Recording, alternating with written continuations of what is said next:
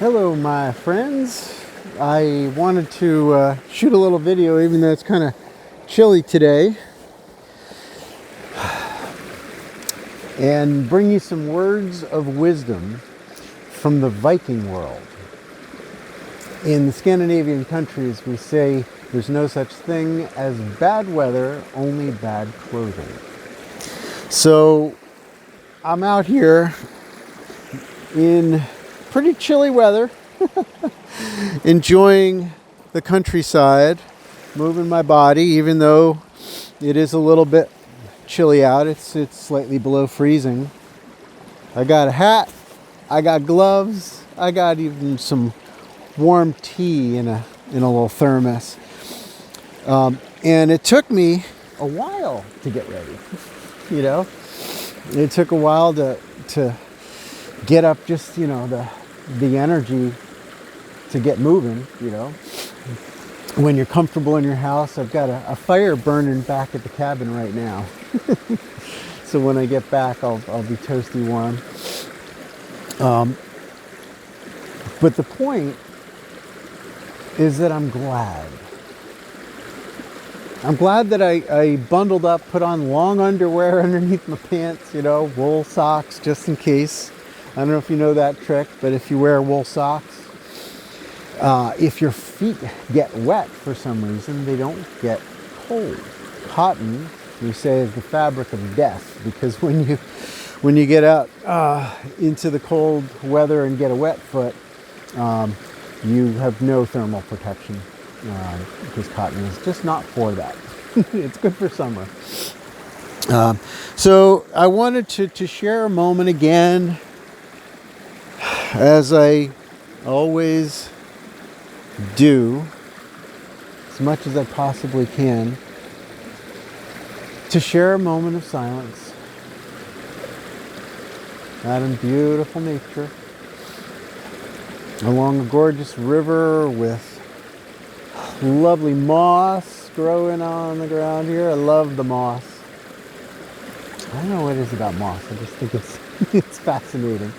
There's a lot of sphagnum moss around here, which holds a tremendous amount of water. People use it for actually transporting water. It works quite well. Just to take in the view, and I don't just mean the wide view. I think that's extremely important, to look up at the clouds and see them moving along, but also to look at the tiny little things. To look at the lichen on the rock, to look at the leaves that are still green. There's an awful lot of evergreen things in the forest that continue to thrive through the wintertime. And I think that's inspiring, because if we think of winter as a time that you just hunker down and wait for it to be over, you're going to miss half the year. You're going to miss out on all the fun that you could be having if you just bundle up, put your stuff on, and start making tracks. You warm up when you start walking. Because the phone is addictive, isn't it? Netflix, Hulu. It's a never-ending time suck. And it's taking away from your life. And there may be things that of tremendous value that you find in there. But if you were to be honest with yourself, not much of it is truly valuable for the evolution of your spirit, the upliftment of your soul. And I can't say that I've ever been out in nature where I didn't get off on it in some way, where I didn't feel a boost of my life force energy. It's a guarantee. So many things are happening in the world right now that are just like dumbfounding, like, oh my God, that happened, And I think it's important to also have one foot on the dock, as it were, when the waves are blowing your boat around, to know that there's a part of you that is capable of disengaging from the storyline, from the drama, and what's been pushed into your life from all over the world through the news, and it's just not in your present moment, which means that although you might choose to send money and things that will help people around the world, you might even go and lend a hand right now. It's vital that you also find peace. You don't burn out. So you don't reach that point of exhaustion and then apathy.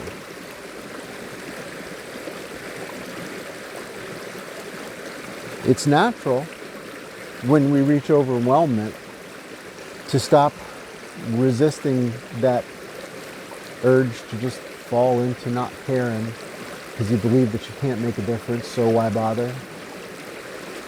To generalize that everybody's like this, all those people out there, they're just blah, blah, blah. You don't know them. You don't really know. And even the people that you see driving down the road in a car that you don't approve of or in a way they don't approve of. You see people dressed funny or something at the mall. Recognize that there's far more to know about that human being than you've judged them to be. That the world is not as bad as you thought. It's very easy to generalize when you walk down a trail and you see garbage and you get mad at the people who drop the garbage and make a storyline that makes them miserable and believe it. How much of this world is flowing in perfect harmony though? What percent of what goes on, life on planet Earth, that is in perfect balance? I just walked through a tree that held all these teeny little birds in it. They're all flying around getting food or something. You're making a little chirpy noises, and I was chirping back to them, having a little conversation. And I realized that they don't know what's going on in the news. They don't care. It's a different frequency. So tuning into that frequency is what gives you the ability to create a sustainability within your own mind so that you can find peace. Because peace is where well-being flows in, to sustain your body and to lead you into an open space of creativity within your mind, where you start creating new ideas that are exciting for you. Instead of trudging through life and doing what you think you're supposed to do based on your role, based on cultural norms, there's more that you could be doing. And when you feel that spring of inspiration, that feeling where you just, wow, that would be really cool, dig deeper into that one, right? Because that's in parallel, in congruence with who you really are and what you really want.